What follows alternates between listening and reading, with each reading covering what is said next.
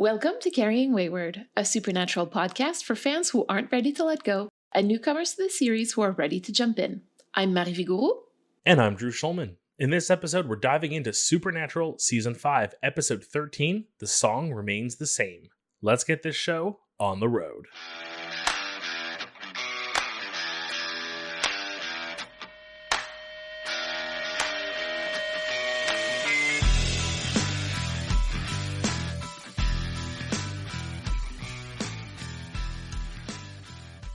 Another time travel episode. I know, my favorite. Time travel, it usually means learning more about like John and Mary. So that's pretty cool, but really, I don't really care about John.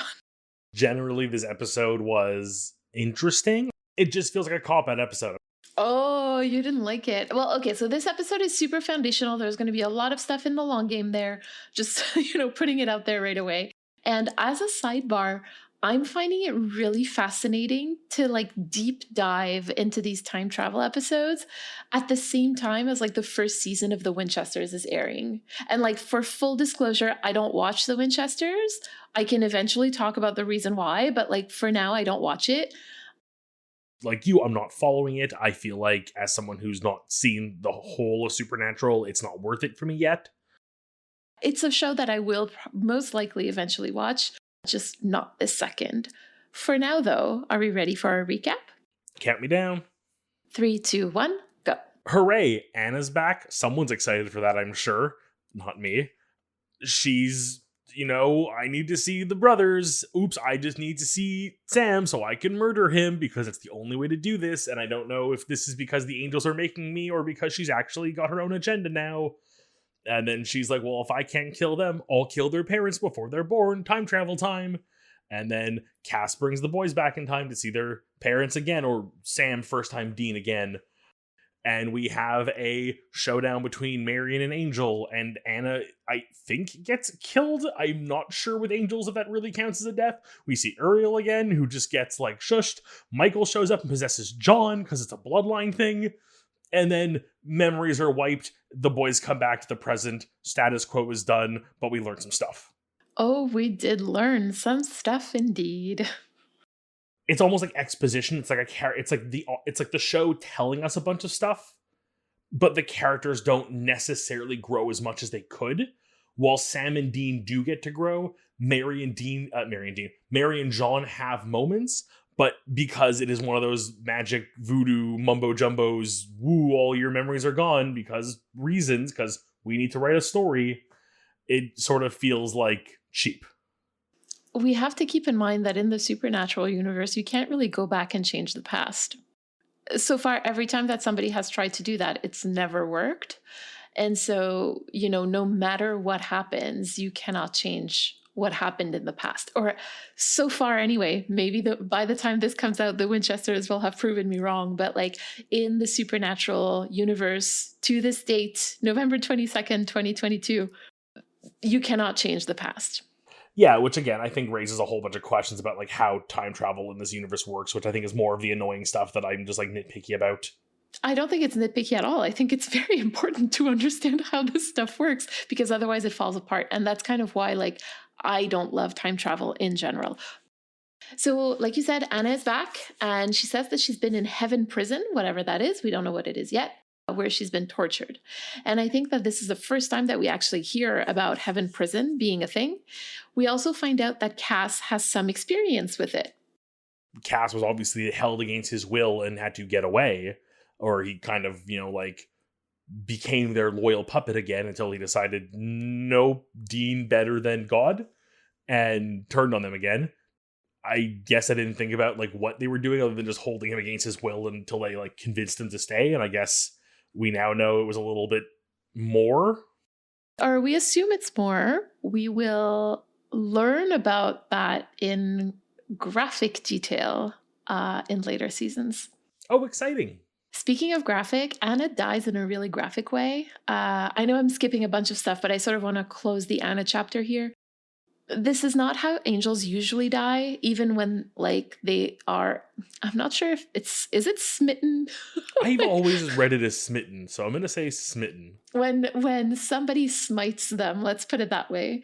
So this was like very graphic compared to like what usually happens to them. I assumed she was gone. I assumed this was Anna's death. At the very beginning, when Dean says Cass did a thing, he's like holding his ribs because that's where Cass carved like the Enochian to make him and Sam unfindable to other angels. But I just wanted to mention that it really looks like he's holding his heart. Aww. I know. I'm like, That's cute. Right? It's like, oh, I love that. It's like Cass did a thing and he's like holding his heart. And I'm like, oh, it hurts.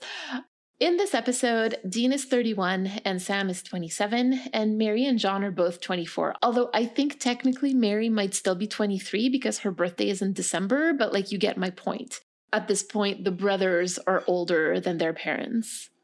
Didn't even think about that. Like, it didn't even occur to me to like consider their age, and like I don't think it changes anything, but it does feel funny that like they're seeing their parents, albeit younger, but literally younger. It's notable for me because like, especially for Dean, for so long he's had to take care of like at least John. To see both his parents younger and more exposed to, you know, this particular sort of danger that's happening to them. Again, he has to step in and protect them. I follow you. I follow you. We find out that Mary is pregnant, presumably with Dean, in this episode. And we also find out that when he was a baby, she used to tell him that angels are watching over him. And because I am who I am, I'm obviously going to link this back up to our discussion about the angel Lila in 112 Faith, who watches over a soul that she has chosen from the moment the baby enters the world through its life and all the way to its death. In an episode where like he's holding his heart saying Cass did a thing. Just saying. Yeah. Okay. Remember when we talked about vessels being about like blood and bloodlines? Yep, and it raised some questions for me, and I guess this kind of answers them now. Well, there you go. So we find out that John said yes to being possessed by the Archangel Michael. And as Dean's father, he also has the bloodline that allows him to be a vessel, basically. So then my next question is, would that mean that John could be a vessel for Lucifer? Well, does that mean that Sam could be a vessel for Michael? Or that Dean could be for Lucifer? We can't stop and think too much about the metaphysics of the show, Drew. But seriously, on a bit of a more serious note, if I were to seriously engage with this, I would say that because of the demon blood that he has in him from when he was a baby, perhaps that makes it no longer possible for Sam. Yeah, that seems like a plausible point, and even like why Lucifer needs Sam and not someone else. Like they had to prepare the vessel, they had to basically taint it in a way to make it Lucifer proof. Lucifer friendly, I suppose. But then I guess also my other question is Michael makes it clear that though he could possess John, Dean is his end game. Yes, exactly. My interpretation or my interpolation is then that there's something special in Mary's bloodline as well, that when the two come together, it's even better? Maybe we'll learn about that later. Are Mary and John peanut butter and chocolate, and Dean is the perfect Reese's cup? I don't know how to answer that, Drew. Dean's a peanut butter cup, hashtag it. Let's keep that in mind for the next few episodes that we're going to be watching. We get our very first mention of Team Free Will, and that's basically going to stick both on the show and in the fandom. Yeah, I feel like I've heard this name Team Free Will before. Like, I feel like it's come up in social media before that I've always sort of attributed to them. So it's like, it's weird to have that point of like, oh, this is the first time we're hearing it in the show, and it isn't just like a fan name I've been hearing. But it does make sense, given that the show really seems to be coming down, and I don't know if it'll remain this way until the end of the series, or if it's really a, like, shorter arc. But the arc we're on right now is very much this free will versus fate. The angels, at least, seem to be very much on the line of, and even, I guess, Lucifer by that extent, although technically one of the angels as well, have this very, like, nope, everything's going to go a certain way, it's already written, we already know how it's going to go, you can't change it. And then Sam, Dean, and Cass are very much the, no, we're going to write our own story. Screw you. You remember when Cass said, we're making it up as we go. We're basically exploring that theme through every possible facet that's available to the writers on this show. And this is one of them, like the time travel to try to change things and then not being able to, and instead making it like a self-fulfilling prophecy kind of thing. Yeah, I think that's also what I'm kind of curious about. And I feel like depending on how it's written, I could see it being kind of a cop out. Where if we find out that, yes, fate technically exists, but it's very loose in the way things are, like, dictated. So, Sam saying yes to being possessed by Lucifer might also interpolate as doing that just to trick him in some way and ultimately defeat him. Like, yes, so in the end, he still did what fate said he was going to do, but not the way you expected it. Which, again, like, if written well, which is a big ask for the show, unfortunately, can be really cool.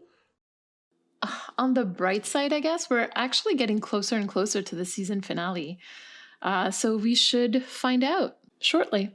I also want to highlight the exchange between Sam and Dean at the end when Sam basically says that he's worried about them eventually saying yes to the Archangels because he's been weak before and Michael got John to say yes. And Dean replies that it's different because, he did it to save Mary. And Sam replies, well, what about you? Wouldn't you say yes if you could save Mom? And it touches back to basically Mary making the deal to save John, John making the deal to save Dean, Dean making the deal to save Sam. And here we basically have John making a deal to save Mary. You've made up your mind whether to follow fate or, free will, but ultimately there are kind of these situations that you could wind up in where you could feasibly see yourself saying yes to a thing you wouldn't have otherwise said. I think up until now, the examples we gave here with Mary and John more specifically, none of them knew there was a predefined destiny that they did or didn't have to do those things and that they were making a choice for or against free will.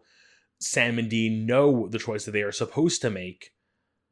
But again, I think Sam put it really well there, is in the right circumstances, there could be reason to say yes. And I think that this is really the crux of this season. It's what's, and even the seasons before, because I remember us having this discussion, what circumstances would it take for you to do something that you swore you would never do? That is, I think, also the other major point we're seeing here is yes, you have free will, and yes, there are these predefined destinies we're giving you, but again, how far can you be pushed before you swing the other way, because ultimately it's the better decision, even if it does mean going against your morals and doing the thing you said you would never do. Mm-hmm. Where's your breaking point, essentially? All right. Well, let's head on over to story time to begin the analysis of this heavy episode. So today our theme is omission. It comes from the Latin omittere, which means to let go or to let down.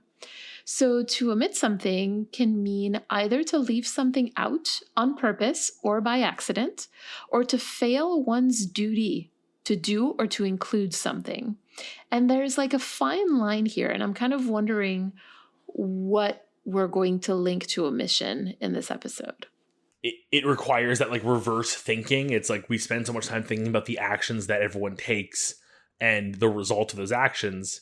So to now look at everyone through a lens of what aren't they doing, what aren't they saying, and what are we learning because of it, or reverse, what do these actions tell us that isn't on the surface? What are we not seeing or hearing that we should be? Do we want to start with Cass this week? Just because he's mostly at the beginning.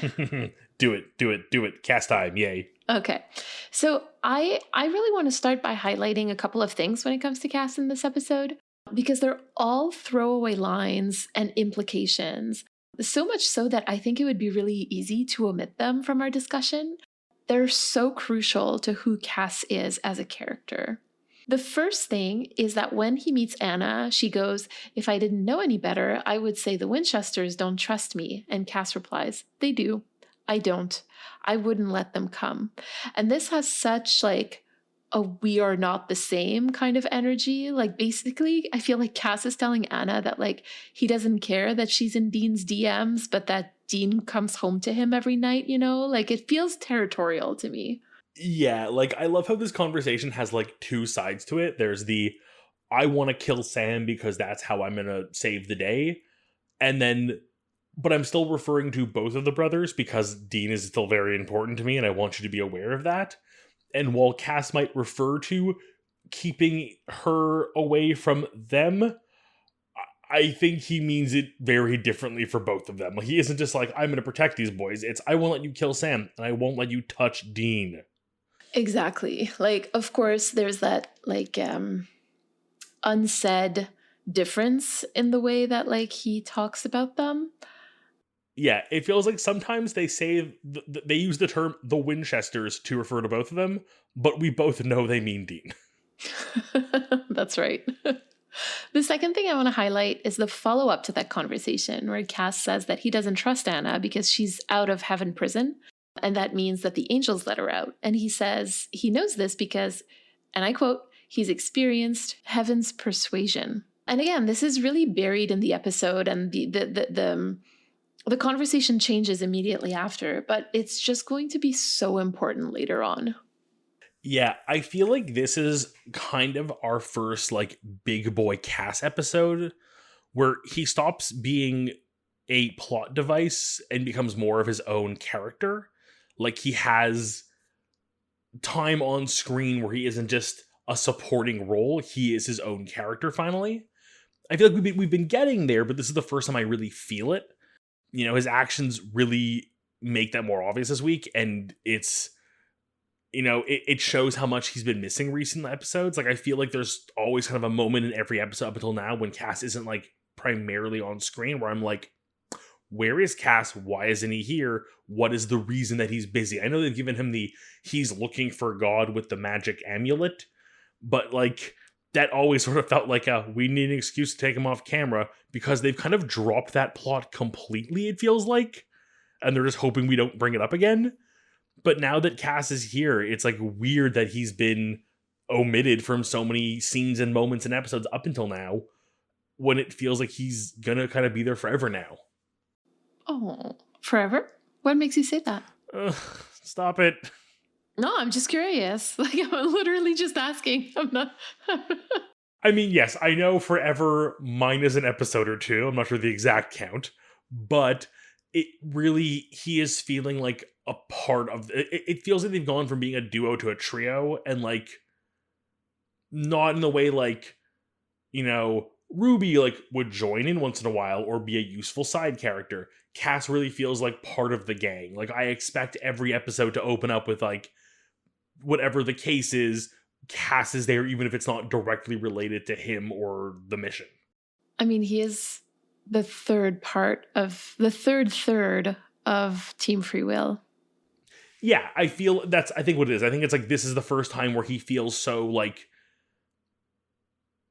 he feels I can't put words on it properly. I'm having trouble like making it very clear, but he feels like a person and less of an object finally.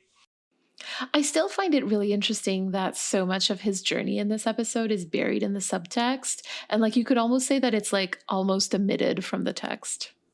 It, you know what? It's like, again, you, and by extension, Rochelle, I know lends you a hand here and there, pick these themes based on the episodes that you have some pre-knowledge of. So like going into an episode where Cass becomes more textural and we learn more about him, but we also realize things are being omitted and he himself was missing for so long in so many episodes where he could have been there, feels like a really, really intelligent choice on your part. So well, my goodness, thank you so much. This episode has a lot of characters built into it, and I think it's safe to say that like Sam and Dean have similar journeys in this episode. So I was kind of wondering if we could talk about them both at the same time. Yeah, I think that's a fair way to do this. I feel like there are little things we can bring up individually for them, but nothing big enough that they need their own section, so we can kind of get a little more time with everybody. The big omission that they have to make throughout most of the episode is their identity. And like that's really like the that's very obvious, right? Or at least like who they are to John and Mary, because They conceal their identity all the time, but this really feels different. Lying to someone about your name when you know that you're never going to see them again is not the same as like not telling your parents that you're their child. And like, I feel like that omission weighs on them very differently this week. It feels like Dean is more worried he'll scare them off, while Sam is almost more afraid of them finding out, if that makes any sense. Dean's thought process is more of a, I can't let them know who I am because that will be bad for them. And Sam is more of the, I can't let them find out who I am, it'll be bad for me. Ooh, that's interesting. Unfortunately, the magic mind erasing powers at the end of this episode kind of nullify this for us as a viewer, because ultimately we see in the moment how each reacts to having to hide, but when the reveal finally does happen and we get this kind of cathartic, like, oh, we can talk about this moment, it's taken away from us. Well, I mean, the boys remember, right? True, they get to remember, but I feel like the more impactful thing would be Mary and John remembering, but obviously time travel shenanigans, we can't have that, so they have to write themselves out of a hole. I think that it's also important to mention here that this is because like Dean has met them before in his other time traveling episode, but Sam never did. Yeah, true. Like, I think it's very apparent too in this episode, like the way that Dean's kind of like cooler about it, like he's ready for it, but I don't think anything prepares you for meeting your younger parents back to life in time travel, like having done it once before. So Dean's at a very steep advantage here, and you can see it in Sam. Like the number of times they comment on Sam just being like mute and like staring. Can you blame him? I personally can't. Like that is very understandable reaction. And I like that they take the time to like play with that a little bit. And along those lines, I want to talk about the moment where Sam tells John that, his father died before he got the chance to tell him that he forgives him and that he loves him. And I want to acknowledge first that forgiveness is not something that anybody owes to somebody who abused them. So with that out of the way, if forgiveness is a pathway to empowerment for Sam, then I'm really glad that he's been able to express it. And to John, no less, right? And I really think that this could be or would be really cathartic if only Sam had been able to say this to the John with all of the memories of what happened after 1983, and not this John who has no clue. This is also one of those moments why, like, as much as I like time travel plots done well, this is why I hate them, because you get these kind of moments that, like, could be more impactful, but are, like, I don't know, I feel like it's taking something away from it because it's being done this way. It's, like, done more for the viewer and less for the characters. I do feel it's important to recognize that forgiveness is something that a lot that you can do for yourself. Like, your forgiving of someone isn't necessarily for the person, but for yourself. And being able to say it out loud, even if it's not to the person who you are forgiving, can really, like, take a load off your chest. It can really be, like, freeing. I think part of Sam was only able to forgive John for himself after seeing a John prior to the John he knew. Yeah, right. Like, there's some level of, he's only known John for so long, and even the stories of John he heard growing up all became tainted by seeing the true John, that to then go back and see John being a kind and good person before life turned him around made it easier for Sam to understand and forgive him as a whole. But that's the whole point of John, right? That he is all of those things all at once. And that just because he exhibited this behavior before doesn't take away anything that happened and that he did to Sam and Dean. Exactly. Again, I think that's the important part. You are very right. This isn't a magical get out of jail free card. Like, oh look, he used to be a good guy and he turned bad. He still did terrible things, but Sam is choosing to offer him forgiveness after having met the person he once was. Sure. I don't know if I agree with you on that, in the sense that I don't think that it matters to Sam that he saw the kind John or the past John. I think that Sam has been wanting to say this, and like seeing John made him, because the thing is, like, it's easy to say, Or I think it's easier to say like, oh, you don't need to tell anybody that you forgive them, but so long as it's a choice, right? But in Sam's case, it's not a choice. His father's dead. He has no option but to not tell him. And so to have this opportunity to tell his dad that he forgives him, again, whether or not that's something that we would do for ourselves is irrelevant. But for Sam in that moment, it was clearly very important. It's the first thing he does when he sees him alone. And that's going to evolve over time. Like, I guarantee you, we're going to be having this discussion again. Would Sam forgive John the same way he did here if he had gone back in time and met a John who was much closer in age to his father was when he grew up? Yes, absolutely. You think if they went back in time 15 years to a John who was still raising the boys and being shitty, and Sam resented, he would have the same conversation? Yes, I think that he would. I think that, and I'm not saying that I agree with Sam, but I think that for this to come up, it's something that Sam has been thinking about for a very long time. Oh, I don't disagree. I believe that as well, but I think what tipped him over the edge is seeing a good John. And I think seeing the same John he remembers, he wouldn't react the same way. Maybe. We'll never know. Unfortunately, unless the Winchesters does a time fast forward episode. Or maybe we'll know, actually. Now that I think about it, maybe we'll know. So we need to talk about the moment where Sam and Dean are on like John and Mary's stoop, and like Dean's entire demeanor changes when he hears and when he sees John. His face hardens, like he stands up straight, and it goes to show that despite the fact that Dean knows that John's been dead for like 4 years at this point, he still carries that trauma with him. And he also knows that like the John that he had as a father and the John pre-Mary's death are two separate entities, kind of, because he's met pre-series John before, right? But that clearly doesn't matter to him because he still has that visceral reaction. And like we were saying earlier, John is John at his best and at his worst, and Dean will always be affected by the worst of him. And there's no way to take that away, to omit it, even for just one episode. Oh yeah, I feel like what you just said works really well in tandem with the point about Sam's forgiveness being for himself, at least from my perspective. That even when the person who you fear most isn't around, the mere presence or memory of them can haunt you to your very core. And to paraphrase a very well-known and well-renowned doctor, you can remove the cause, but not the symptom. Is that Doctor Who? Dr. Frankenfurter from Rocky Horror Picture Show. Oh, damn it. So close. Sorry. Not British. Does come from other planets. Close enough. Like, sort of same. It's all same very but different. Gay. Oh man, that'd be a crossover I'd kill to see. Same.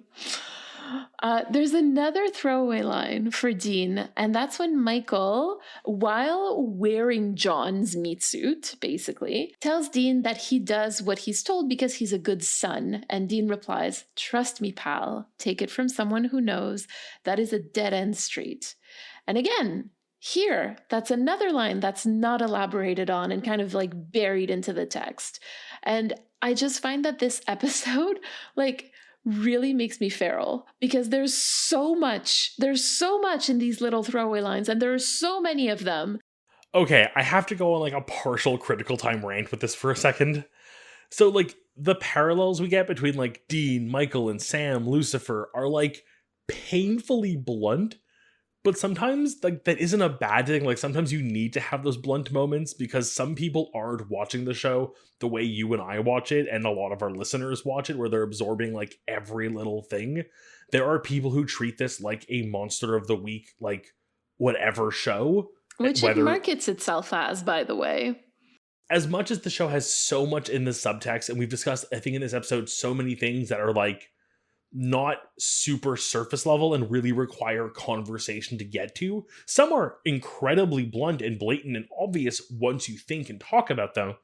But once in a while, the show has to do this, like, let me beat you over the head with this very obvious clue so you find the clue I'm beating you with. Some people watched it like just as a monster of the week every week kind of show. And like, this is a 22 ish episode, season 24. I can't remember. And there's so many things that are like kept and dropped and then picked back up again. Like I think that they have to be very blunt about the things that they want.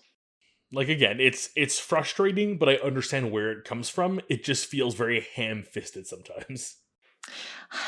I know that it bothers you, but to me, it's just like, it's just a staple of network TV at that time.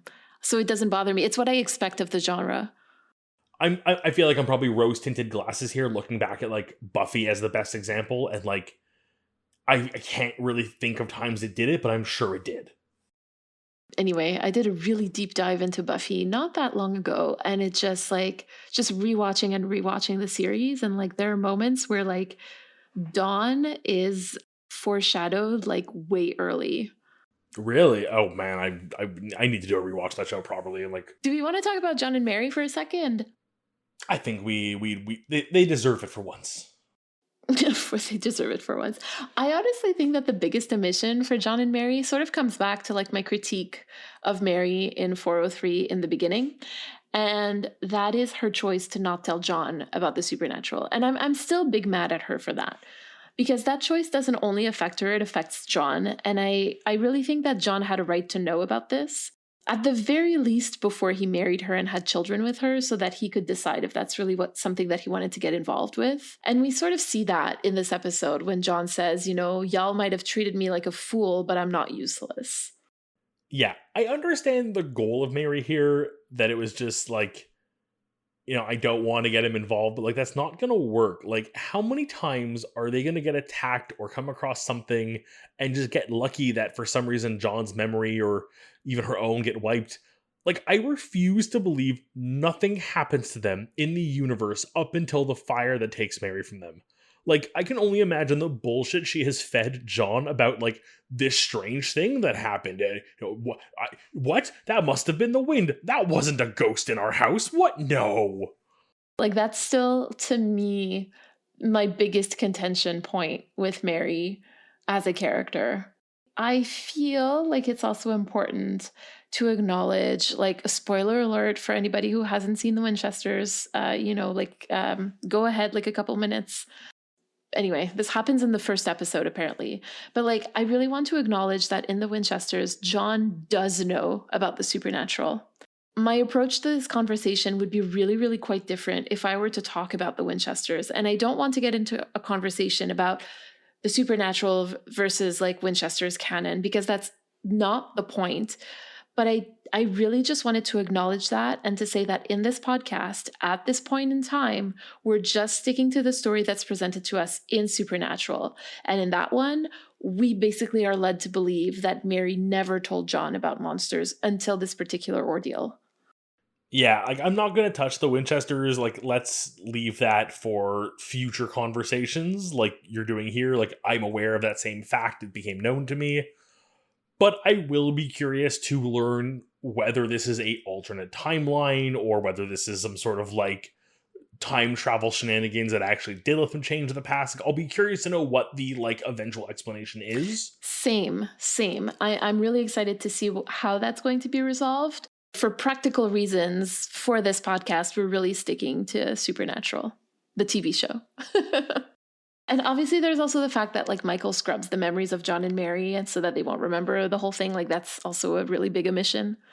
Yeah, no, let's just, there was like, I know it's a TV trope, but like, this is one of those ones that just like, it bugs me. It's up there with the everything was a dream episodes of a show. It's like, as much as I like time travel content, and I've made it clear that we differ on that one, I agree with you on this one. Shall we head to critical time? This episode was written by Sarah Gamble and Nancy Weiner and directed by Steve Boyum. I'll be honest, I expected Sarah at first because Anna was back. Right? There you go. But then Anna is killed off. If I were for a second to be a little unkind to Ms. Gamble, it would be that this is the moment that she never forgave and forgot about. The fact that Anna was killed off. And we'll talk about that in season 7. Shall I dip into the journal for us? Oh, yes, please. The bus was late. Again. No matter how often a bus is late, I always feel just as cheated and frustrated as the last time. It's raining just a bit, and the shelter, while in rough shape, is keeping me dry at least.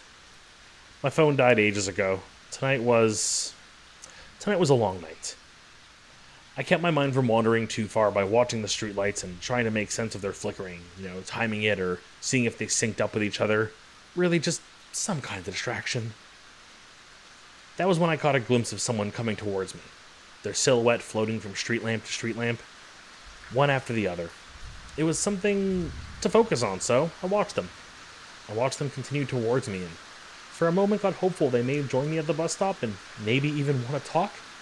Damn, I hadn't spoken to a person in a few days. Like I said, it's been a long couple of nights. They reached the last streetlight and stopped to look at me. I think? They waved, but seemed sort of frozen. I couldn't make out much, but I'm fairly sure I didn't know them. At least, I don't think I did. I did the polite thing and I waved back. They lowered their hood to reveal their face, but I couldn't really make it out. The light was too faint. They shouted at me. And though I couldn't hear it perfectly enough, it was enough. They called me by my full, proper name. A name that no one alive should know anymore. And as I stared, now trying to make them out, I got up and began walking towards them. They shouted again, repeating my name again. This time, I'm sure of what I heard. This time they appended something. A simple message. Do not get on the next bus. Trust me, wait for the one after it. I began walking towards them, shielding my face from the rain that had begun to pick up in the last couple of minutes. And like that, the streetlight went out, and I arrived to find no one. I looked back and saw the bus pulling up to the stop, and the driver waved me over. Oh? A little bit of mystery sometimes. That is quite mysterious. I love it. I'm glad you do. Anything you want to share with us this week? Yes, I want to make good on my promise and share a fan theory with you about John. Ooh, I'm excited. I really don't want to take credit for this because I did not come up with it. The first person that I heard talking about this was Jay on TikTok, and their handle is JSTL. So I just want to clarify that from the get-go. I spend a lot of my time in academia, and that's kind of like what we do. We quote each other when we think that other people have really good ideas, and that's kind of what I'm doing here. So we've seen in Free to Be You and Me that the Archangel Raphael has kind of left his vessel in a state of pretty severe brain damage, and Castiel even remarks on it, and he says it's a thing that archangels just do. And in this episode, with Michael possessing John, the theory is that John is left with some brain damage, and that's why he shifts from being the gentle, sweet character to being like the John Winchester who abused his children. Basically, this is to explain the shift from Matt Cohen's John to Jeffrey Dean Morgan's John. And the idea is that Michael specifically left things in John that made him who he needed to be for Dean to turn out who Michael needed him to be. How do you feel about that? I hate that. Thought I knew where this was gonna go, and then you took I feel like a less sharp turn than I was expecting into one that made more sense, and I hate even more. I thought we were gonna find out that the other archangel is just a bad person and does this intentionally to make sure his vessels can never be used again because he's afraid someone would come after him or something, or they'd be used against him, and archangels are just assholes, and that's the theory. But then that Michael is being even more precise with how he damages the brain. Oh, I hate it. It's a tough one. I agree. Are you okay with this theory? What do you think about it? So in terms of fitting, I think that it fits really well within the Kripke era of Supernatural. Again, I'm trying to be contextual with where I'm fitting this, because I know that if we were to take into account the Winchesters, I think that it would complicate this a little bit more. But again, if we're looking at the Kripke era of Supernatural, I think it fits really well. I know that Michael tells Dean that he's going to leave John, quote unquote, better than new, which Yeah, there you go. Which, like, one, you can't really trust angels, let alone archangels. We know that they lie. And two, better than new to Michael might mean a really different thing to Dean. So, like, expectations weren't really set properly here. So that's kind of how I feel about where it fits. My personal preference to explain that John is John, basically, or became John, is more psychological, and it has more to do with the effects of undiagnosed and untreated post-traumatic stress disorder. And like, that's the one that I will stick with the most throughout this series. But I just like this theory is so popular and it like fits so nicely that I really had to bring it up, because I think like, yeah, it needs to be like talked about, in my opinion. No, like I hate that I'm aware of it now, but I'm glad it was brought to my attention. Like it's one of those like I didn't want to have to learn this, but I guess knowing it is the better result. Yeah, I think I'm going to side with you on this one and kind of continue to keep John in my mind the way he always was. If anything, this might sour my view of Michael a bit more. Let's go have a listen to what our community has to say this week. Let's go. This week, we have the second half of Lucia's message. Before we listen to it, we want to remind you to send us a 3-minute voicemail. To respond to anything we discussed today, you can use the recording app on your phone and just email us the recording at carryingwayward@gmail.com. We also want to remind you that Mary and I will be answering the question, do you think that Sam or Dean will say yes to the Archangels trying to possess them?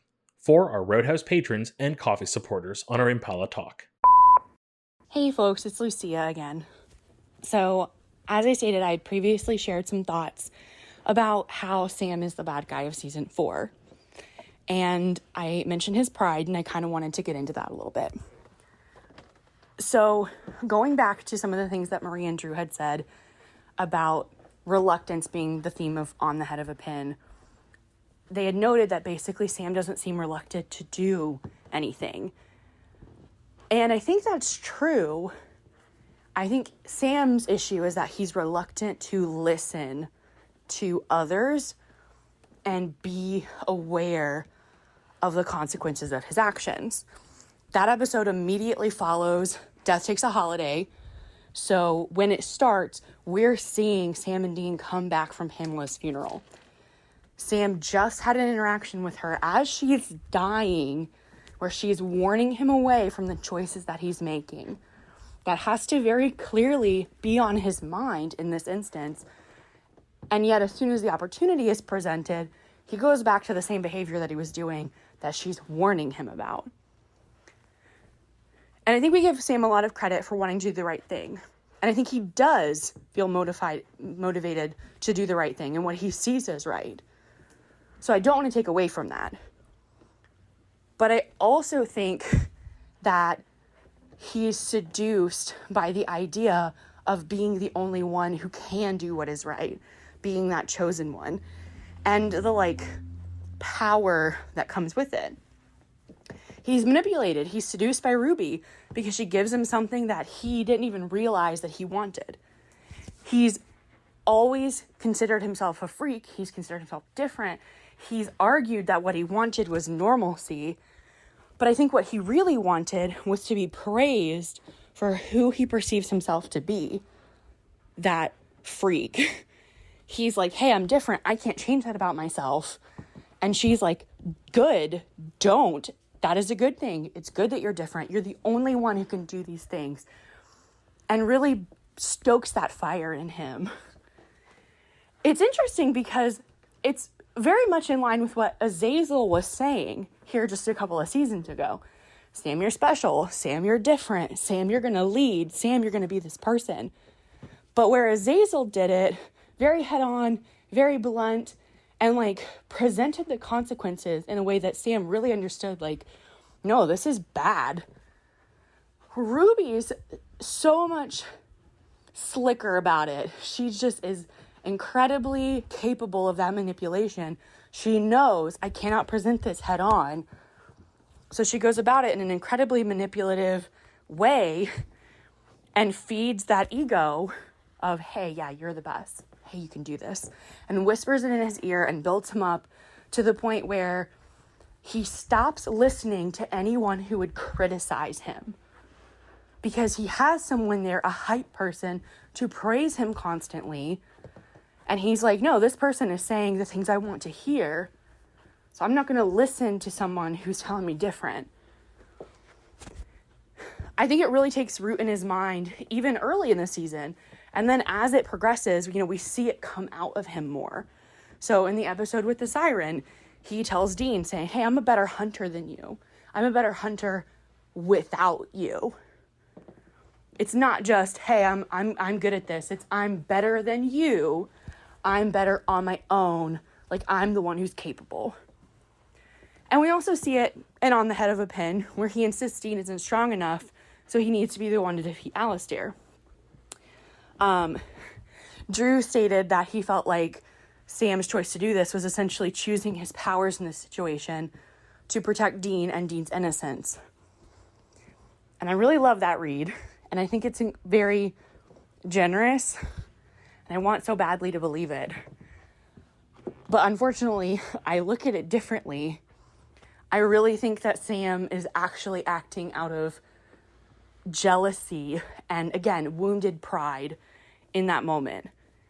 He sees himself as the one who is strong and capable and views Dean as weak.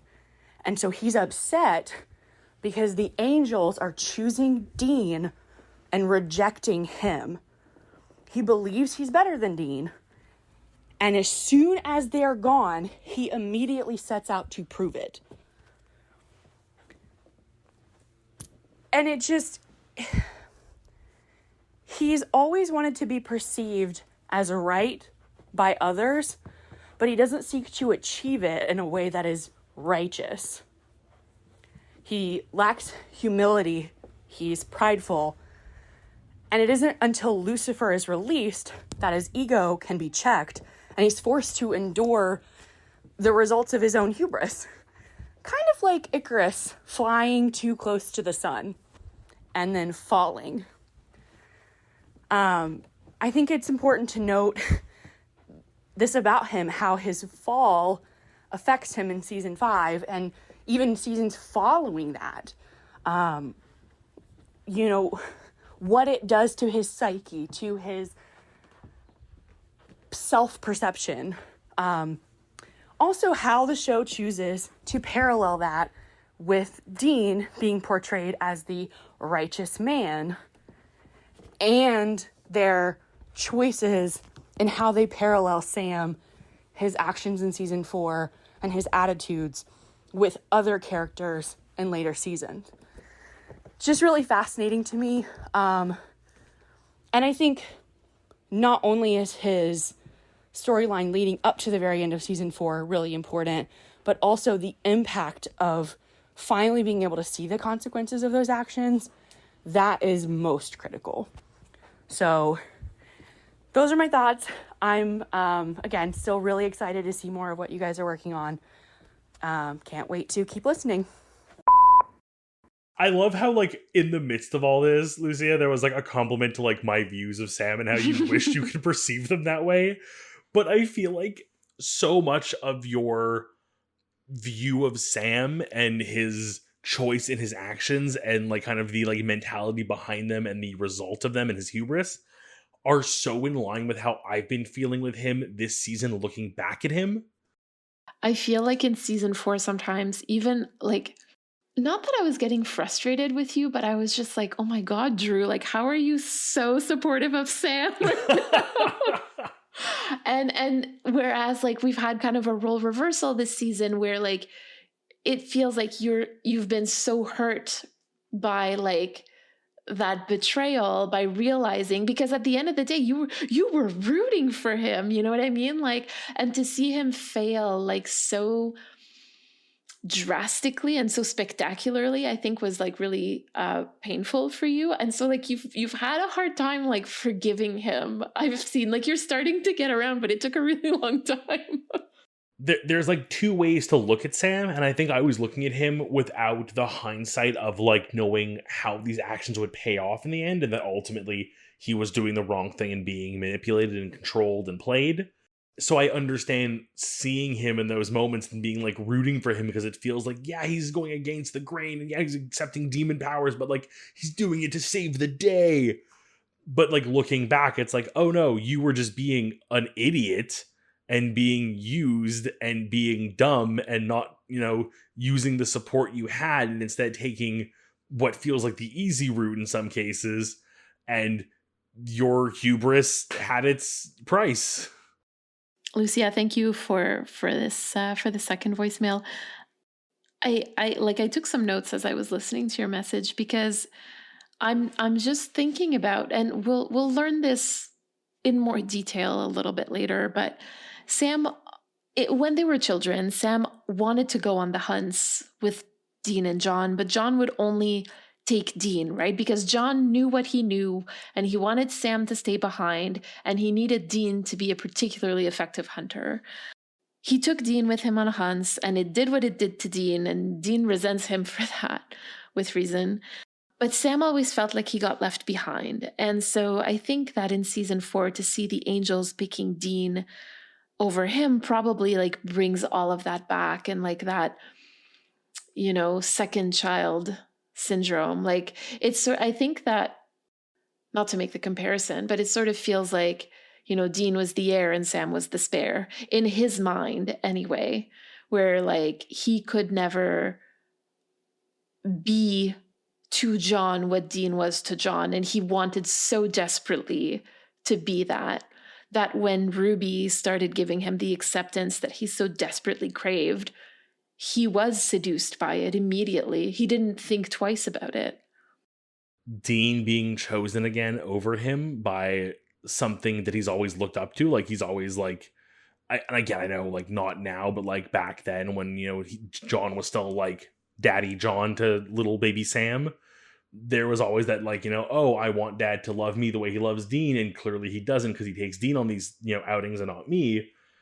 So here he is getting to live that again, as the Angels are like, we need the greatest person of all time to be our greatest warrior, Dean. And that's the thing. I obviously don't want anybody to think that I'm saying that John should have taken Sam on hunts. John should not have taken Sam on hunts. He should not have taken Dean on hunts. You know what I mean? Like, this it's, I think I've made myself clear. I just don't want to be misunderstood in that sense. But like, the way that Sam lived the situation is really clearly different from the way that Dean lived it. And this is going to come full circle this season. Thank you so much for this lovely 2-part voicemail. It was super fun to listen to. And again, it honestly makes me feel better about how much I'm disliking Sam this season, but I am looking forward to having him back in my good graces eventually. Do we have any reflections from this week? We better. I honestly think that this episode makes me feel called to do things on my own terms. Like, the ending of this episode is very much about like free will versus destiny, and like the pressure to give into like a path that you don't necessarily feel is yours. And it's really making me reflect on my own current path, I guess, and like what the external forces are that like are pressuring me one way or another.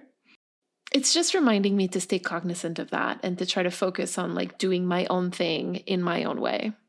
I like that. I like that we kind of landed on the same point, but through different routes, if I may. Where did you land? So for me, it's weird because I kind of feel like in a very negative light, the example I fall on here is John, and that is people change. In this case, not for the better, and maybe Michael's to do with that, but let's leave that alone. That really stuck with you, didn't it? Unfortunately. Fan theories do that a lot. Yeah, we're pretty brilliant, all of us together. As part of that, to tie into my point, really bad segue, being a part of this podcast with you and studying this the way we have, and I mean, everything that's changed in these last few years, change is normal. Change happens, people change, and I have changed, I am changing, and I will change. And it's just to kind of be aware that change is happening and to always kind of look for the good in those changes. That's really interesting. I love it. Yeah, I kind of feel we both going to land on the same, like, following our own path and like staying positive, if I may, just through different lenses. I love that. Thank you so much, Drew. Thank you.